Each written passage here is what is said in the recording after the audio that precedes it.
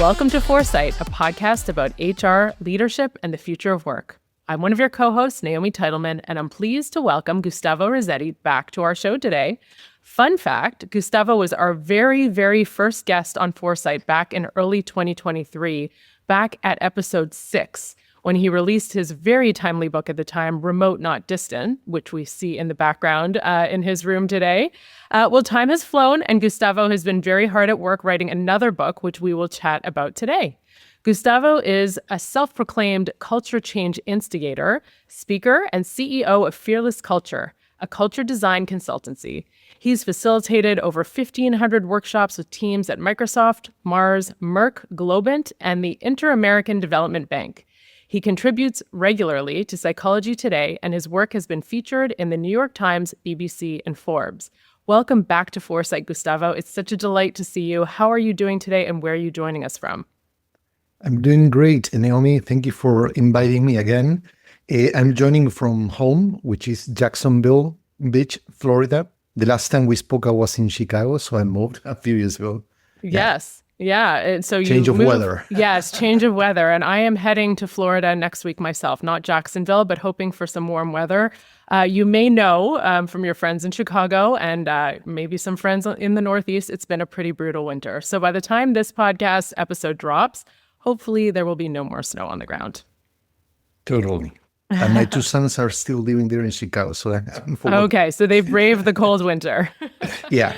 Great. Well, before we get started, as you know, we like to start with a check-in. So my check-in question for you today is, if you were offered the superpower ability to read people's minds, would you accept it, and why or why not? Absolutely not. I thought you were going to say absolutely, and I'm like, oh, can't wait for this answer. I tried to trick you, of course. Why? Because, first of all, I think that our mind is so complex that we're never going to get to understand it. But actually, it will remove all the fun, all the exploration, all the curiosity of my work, which is trying to understand people, and especially when we're working in a group setting, trying to understand how many people think and how they interact with each other. So it would be boring. Yeah, it would be boring. It would also be, I think. But I can take another superpower if I have more to offer. Yeah. What would be the one that you would take instead? No, I don't know. I think I'm happy. I'm just kidding. Probably like having more time, like everyone says, to write another book while I'm focusing on launching this one. Yeah. That's a great one. All right, well, let's get started and start with you, Gustavo. So for our listeners who didn't listen to episode 6 or may have forgotten, as that was a long time ago, why don't you share your journey to where you are today, and also what compelled you to write your latest book, Forward Talk? I think that, a long story short, without getting into the career and stuff, it's like I always think that when we get to a certain point in our lives, we tend to reconnect to who we were when we were kids, right? We think that we evolve, but we're the same person, the same essence. We mature, but and one of the things I usually like to do when I was a kid, I was really shy, was to observe and pay attention to what's happening, the body language, what people say, what people didn't say, and so on and so forth. And early in my career, in spite of being shy, I learned that either I speak up for myself when there's injustice, when something's happening, or no one else would, which is actually the opposite of what most people think. People stay silent, waiting for someone else to do something about it, right? Mm-hmm. And that's a full circle in the sense of this book. It's all about that. We need to stop waiting for the perfect conditions, for a safe environment, for the right moment, for the right skills. And when the opportunity is there, we need to take action and we need to do something. Because if we don't speak up, we don't share our ideas. When people complain, hey, no one bought into my idea, I say, well, have you shared them? No, well, I was waiting for, so we are basically the ones who have the action, but also we have the responsibility for our lack of action. No? I always say that inaction also have a price. Yeah, that's very well said. So you spent 25 years in the room when teams break down. You facilitated over 1,500 workshops with some very big name companies.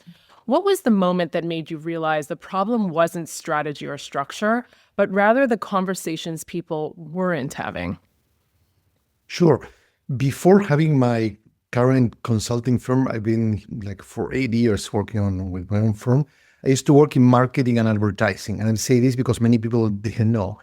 And basically, we were hired by companies because they say, hey, we don't have the right talent, we don't have the right ideas, we want to become more innovative, we want to have better ideas. And what I realized is that in most companies, they have more ideas and more talent. I mean, you work in the HR field, and most of your listeners too. Sometimes we think that we need to bring new talent, but actually it's not that. It's creating the right conditions for those ideas, for that talent to see the light of day. That was for me like an aha moment. Like I stopped thinking like we keep bringing creativity, but then they die. All the ideas died because of that, because of the culture, right? Absolutely. And we'll talk more about that. But let's go to a few insights from your book, which I got a little sneak preview. I was lucky to. So you surveyed more than 5,000 professionals for your book. And one of your findings was really telling.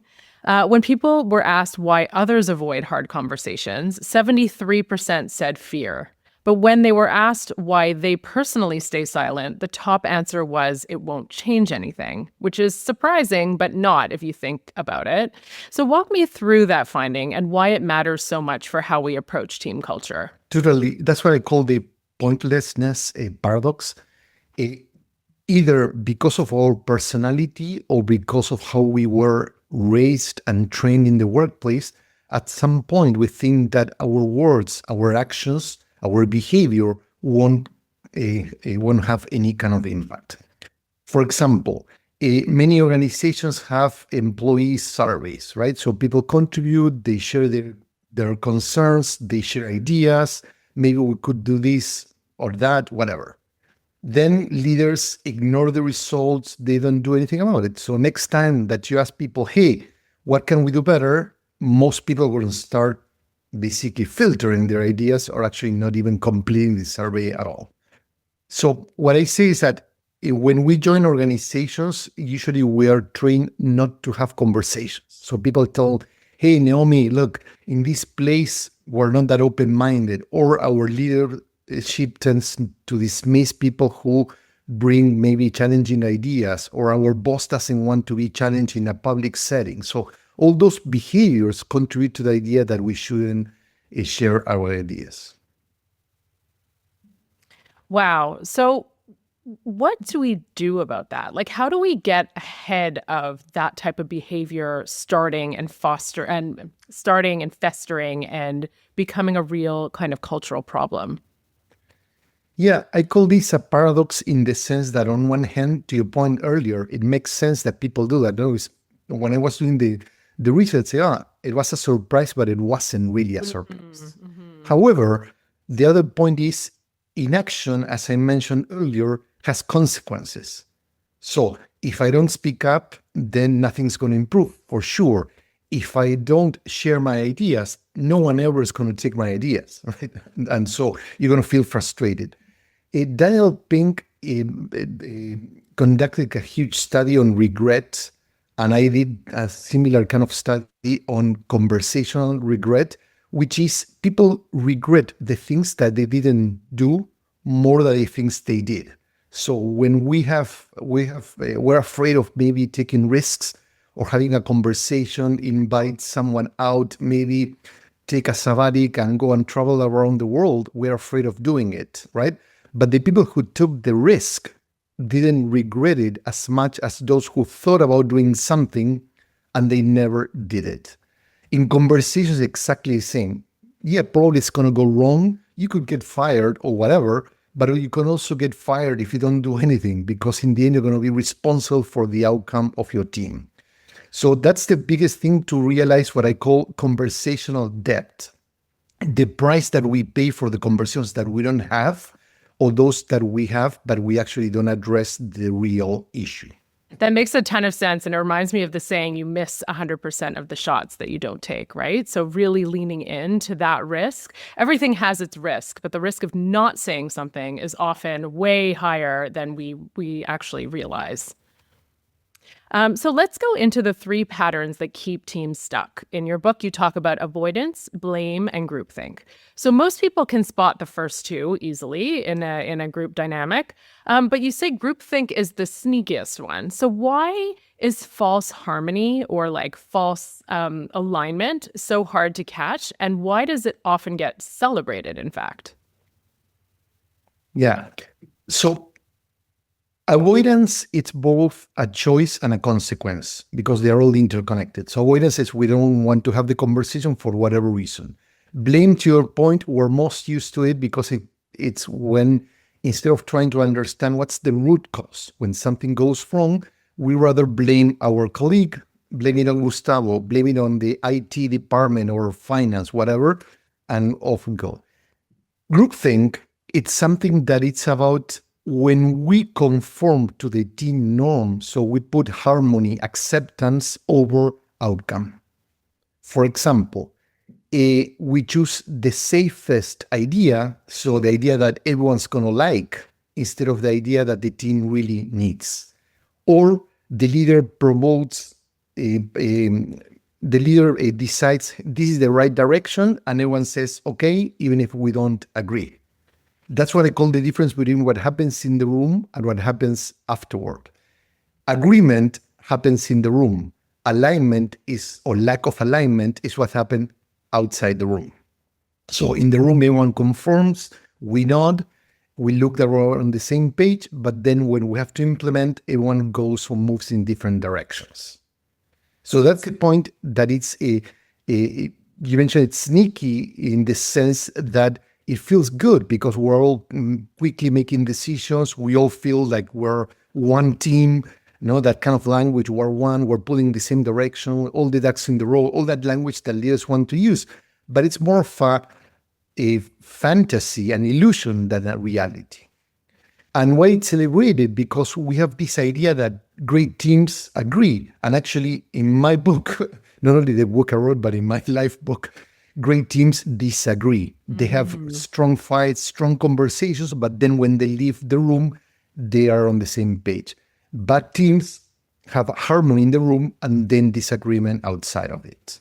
Yeah. And we could think about right away kind of the costs to not just the cost of kind of team dynamic and trust and psychological safety, but also the cost to actually productivity and efficiency in getting things done, right? If we're agreeing in the room, we're seemingly all nodding, and then we have all these side chats on the side, and we have to come back for another meeting, for another alignment, and it's kind of a vicious spiral. That's not great for anybody. But you talk about real costs associated with conversational debt. So let's talk about that. You cite that $359 billion is lost annually in the US alone just from unaddressed conflict, which is mind-blowing again.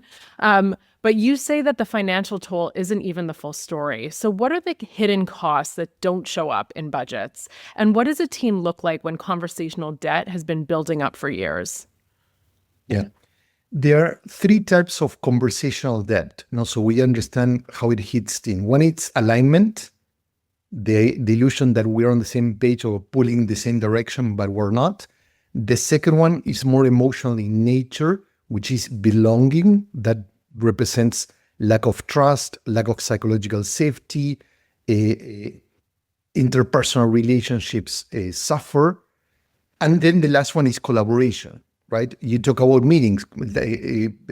Conversational debt when it comes to collaboration is the meetings that end without a resolution. So we meet because we have to make a call and then it never happens. Or we made a decision and 2 weeks pass and then we are relitigating that same decision, right? So it's an endless circle of, instead of moving forward, we're getting stuck or moving backward, actually. I use the analogy of a roundabout, right? We are running or driving on circles and we never take the right exit. Which, by the way, I hate roundabouts. That's why I'm giggling. For that reason, I never know which exit to take. I digress. Yeah. So what happens when conversational debt has been building for years then? Well, there are many, it's like financial debt, right? I mean, everyone has a limit, The problem is when it goes out of control. And there are different strategies that I discuss in the book. And of course, the best strategy that you can use is to prevent it from, from happening. But let's say we're here today, we've been avoiding conversations, what can we do? And of course, you cannot improve your finance overnight. So the first thing is, let's stop spending, right? Let's stop accumulating. Let's stop wasting money that we don't have in things we don't need. So that means, like, what are the conversations that are the simplest one that we're avoiding to start focusing on that? One thing I include in the book, and also it's available online for those who purchase the book before it releases in May, it's a quiz that you can assess through a set of questions what's your current conversational depth, and in which of those three areas, alignment, belonging, or collaboration, it's hitting you harder, or maybe you're being hit. So that's the first key step, is understanding where is that money going, where am I overexpending, and then decided, should I tackle the most challenging area, or should I start with the simpler one to start changing direction, right? Yeah, I love that. And I love the idea of the quiz, not just to take the quiz and get the answers, but also to have that common language that you can share with the team that might make the conversation a little bit easier to get started. Because my assumption, and I've seen it happen, once you're so deep in conversational debt, it's very hard to climb yourself out of it, right? It's almost like giving someone performance feedback. If you give it in the moment, it might feel awkward in the moment, but then it gets easier to give over time. If you wait for 6 months and the behavior is still happening, then it feels a lot harder to kind of claw yourself out of that conversational debt, right? Totally. One thing that's important to note is most of the approach is based on team conversations, so group conversations rather than one-on-one. It applies to that, but the framework works when the team itself decides to, hey guys, what's going wrong? What are we not doing? Versus Naomi and Gustavo having a one-on-one and fixing some stuff, no? So usually feedback happens more in a one-on-one setting. In this case, what I'm talking about, it's group conversations. I'm not saying it's easier to do that, but it's easier than when it's one-on-one settings. One thing is, like, I always tell teams, what could become worse than you are, no? If you're already like bankrupt as a team, so we don't have anything to lose. So I usually like to take approaches, and I share multiple exercises and tools that people can apply in the group, in the book, that allows them to start changing behavior. So once again, we don't want to rehash what we've been doing wrong for the past months, years, whatever. We're here today. This is who we are. So now we need to decide, do we want to fix this or not? And if we want, where do we get started? There's one simple exercise that I suggest, which is called reframing conversations. So it's a great way to become aware of how we basically kill creativity, kill decision-making, and start moving forward. For example, people say, we don't have budget for Naomi's initiative. No? So I say, well, the question would be, well, how much money can we get? Where can we bring money from? For example, we cannot make this decision because the leader is not present. Well, what decision can we make with the authority we have right now? And so on and so forth. So it's about starting reframing an obstacle that usually gets team frustrated and find a way out.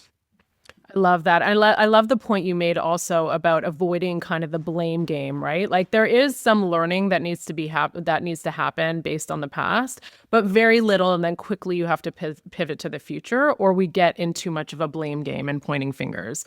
So I really like this approach. I always love your exercises, and so I'm sure there's lots more in this book, and there were a bunch in the past books that you've written as well. So let's talk a little bit about psychological safety. safety because it's become kind of one of the most talked about concepts in workplace culture. And I don't know that we dig deep enough into what it is and how you foster that. So you're not necessarily dismissing psychological safety, but you're saying it's not enough. And so I'd love to hear from you, what is the gap and what should organizations be building instead of or alongside of psychological safety? Yeah. It's funny that you bring this up because when I had a multiple group of beta readers reading the book, a lot of people got upset about this and I say, you're attacking psychological safety. So I feel, first of all, my role always challenging concepts. That's what I do. I help people rethink what they take for granted. And to be clear for the audience, I've been working in psychological safety with teams for over 8 years. So since the very beginning of the concept, so I'm very familiar, but also I started seeing the downside of the concept. And we can spend hours saying, well, people get it wrong. That's not what it was supposed to mean. Yeah, sure. But in the end, we need to focus with reality. If people are misinterpreting it and misusing it and weaponizing it, that's the reality that we need to fix. Yeah. So one thing that's important is first, in many teams, I mean, they come to me and say, hey, when we took all the psychological safety training and now people say, hey, this company is not safe, so I'm not going to participate. So team members are using it as an excuse to not engage first. But the most important factor is in the study I did, I identified 3 groups. There's a group that because of their personality, their values, they're always going to speak up. They're always going to challenge the status quo, regardless if the space is safe or not. We can see it here in the US. There's been a lot of things going on with the current administration. And for example, law firms try to, hey, please the administration, and some other law firms saying, no, we're not going to do we're going to stick to the way we run our own businesses. Well, same context, different reactions. Now, there's a second group that is more sensitive to that, to the context. So if the team is safer, they're going to be speaking up more. And if the team is less safe, they're going to speak less. But there's a third group that whether they work in the most safe environment or the most harsh environment, they would never contribute. They're never going to share their ideas. They're never going to speak up. And is that back to the survey results? Is that because they don't think their ideas are going to be taken seriously or implemented? Or what's the reasoning behind that third group? For the third group, it's a mix of that, but also personality. And that's one of the things that I discuss in the group. The context is one factor. So when we talk about psychological safety, we're thinking about the context. That's one element. Then there's a personality element. And the most important thing is training people to how to have those conversations, because most people weren't trained. Even leaders were trained to dominate conversations, not to facilitate conversations. So what would psychological safety in its purest, originally purposed meaning look like in a team in your vantage point? In the purest form, it's that a team environment is safe for people to speak up, to challenge status quo, to be themselves. So it has a personal element, it has a opinion element, and also an innovation element without fear of retaliation. So basically I can do it and there's not going to be consequences. And it's something that the whole team contributes to, not just the leader. Right. Of course, the leader plays a huge role, but all your team members also play a role.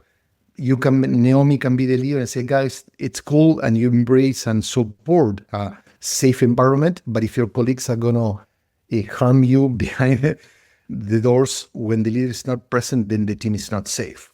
So Right. The leader plays a huge role, but it's not just depending on the leader's role.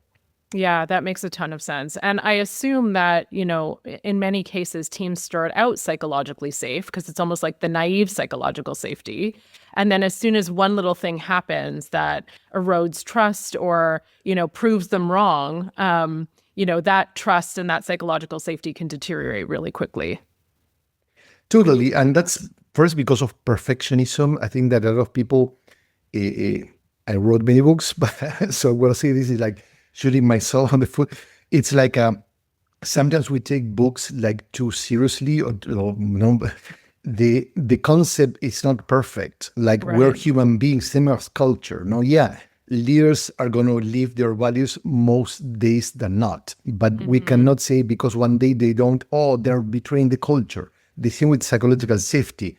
Some days we're going to get slapped, and well, that's okay, but that shouldn't stop us from continue to doing our thing, which is we have a responsibility to, if we see that something's broken, if we see that something might put the team in jeopardy, if we don't speak up, we're also as guilty as the leaders that don't contribute to that environment. So it's almost like forward talk, and we'll get back around to the formula for forward talk, is kind of an antidote to like build a habit that even when psychological safety feels like it might be breaking down, just keep at it so that it doesn't deteriorate to a point of no return, so that the conversational debt doesn't get to a place where it's very hard to get back out of.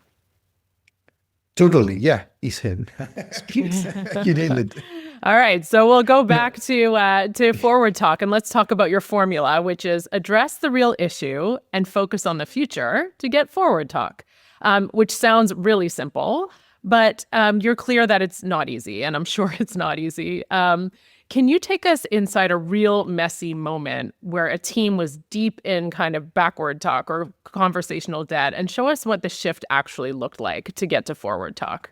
Totally, and just a brief context for the audience. So it's not just language. Oh, forward talk, that's cool. Hopefully, it becomes cool, but it's about focusing on the future in the sense of focusing on resolution. We want to commit. We want to move forward, while blame gets teams stuck into what happened, and we cannot get over it. Right? Yeah, yeah. Forward talk also, to your point, involves addressing the issue. Groupthink happens when we want to move forward, but we are dancing around the issue. We're not having the real conversation. So one team comes to mind is I was working with a team from a large tech company. So there are two or three of those, you guess it. And they've been working for many, many years together, right? And in this particular team, they brought new talent from other tech companies to strengthen their AI capabilities. And this team was not building the AI tools, but actually building the strategy of how this tech company should pursue AI moving forward, right? And they were stuck into what's the future, what the future is going to look like, where we should put our effort, our energy, the role they should play, what winning meant for that team and for the company. I'm talking about 100,000 employees. And they weren't able to align on that vision. So they brought me in, and when I realized there wasn't a vision problem, of course there was, but the point was the trust, the point was the conversation, the point was there was a huge divide between the old timers, people that we know this company better than anyone else, so we know what the evolution looks like. And there are people say, you guys are stuck in the past, you don't know no, you lost momentum, but we come from a company that's in the future, we're going to help you pull in that. So that a relationship that wasn't spoken, that wasn't addressed, was getting in the way. So people weren't rejecting the vision that each team was crafting. They were rejecting the persona, the history, the perspective, although they were dismissing the people. So that's why they couldn't agree on anything. So they went personal instead of focusing on the outcome and the vision. So how did you help them get unstuck there? You want to deal the We want secret. we want the secrets. Yes. Yeah, it's not a one intervention, but the first thing is to make people aware of what the dynamics that are getting in the way, right?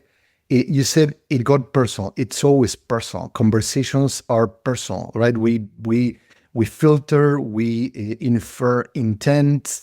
We don't listen to what's being said. We assume what's being said because of who said what, right? So I think that's one of the key elements I work on is try to understand, first of all, remove the labels. So we surface what are the labels that are putting into people's words that you use to filter what's being said instead of not who said because sorry, instead of what's being really said. That was one of the first kind of issues. The second, we focus on alignment into what does success look like first before coming into what's the actual strategy, because AI is evolving by the minute. It's more about how we're going to measure success. What's the impact? And one of the key, without getting into confidential things that the team realized, is that they were willing to make short-term concessions and maybe lose the new cycle this week and maybe next week too, in order to do what's right in the long term. So at the very beginning, they were fighting to show the board, show their leadership, show the press that they were at the edge. And one of the key decisions, we shouldn't be fighting the day-to-day war. We should focus more on the long-term battle, so to speak. Yeah, that makes a ton of sense. So we are getting close to the end of our time together, but before we close out with a feel good and getting to know where we can learn more about your great work, many of our listeners are HR leaders. And so they're often the people who are left holding the bag when team dynamics break down.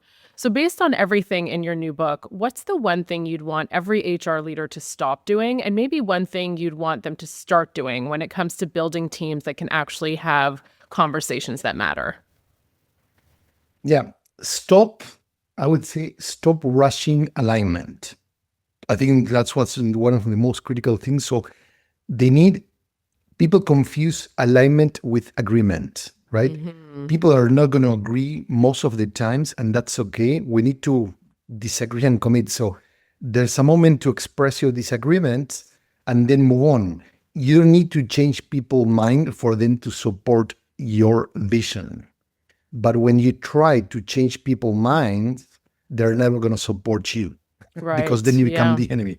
So you need to respect so I think that rushing alignment, let's move on, we're on the same page, that doesn't work. I always tell teams, for example, silent is more about disagreement than agreement. When leaders share something and people don't have questions, they assume that people are on board. Well, usually it's the other way around. Interesting. Also, instead of assuming that we are aligned, ask what are we not aligned on?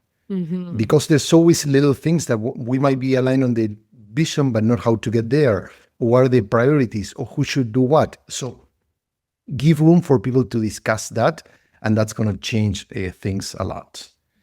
In terms of start, I think that the simplest way to get started, no pun intended, is to become more aware of the symptoms, whether conversations are focusing on moving forward or are getting stuck into past grievances, whether we're really trying to address the issue or dancing around. And you're going to start noticing, are we playing the blame game? Are we playing the avoidance game? Are we playing the happy groupthink game? Or are we trying to move conversations really forward? Great tips. We are getting to the end of our time together. So how can our listeners learn more about the great work you're doing? Sure. They can go to my website, GustavoRazzetti.com, or LinkedIn. I think the last time I checked, it was the only Gustavo Razzetti with Z-T, so easy to find. And of course, the book is already available for pre-order. It's coming out May the 5th. Great. So I share a lot of insights, and to your point, there's a lot of tools and also things, bonuses and resources that people can access to start playing around.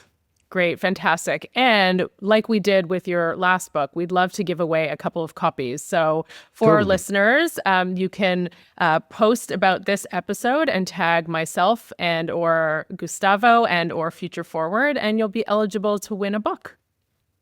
Totally, yeah. Great. And so let's wrap up with a feel good. Gustavo, what are you feeling good about today?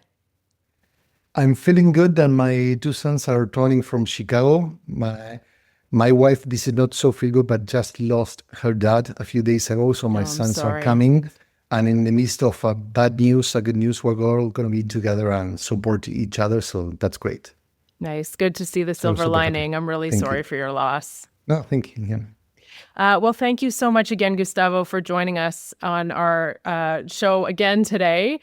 So much has changed since episode 6 and lots to change going forward. So we look forward to having you back again. No pressure, but when you write your next book or before then. Hopefully before that. Yes. So I don't have the pressure to start writing another one, which I'm already but you're getting the thinking. superpower. You're getting the superpower that you asked for in the check-in. So all in. So count me in. All right. For Amazing. sure. So until next time, everyone, take care.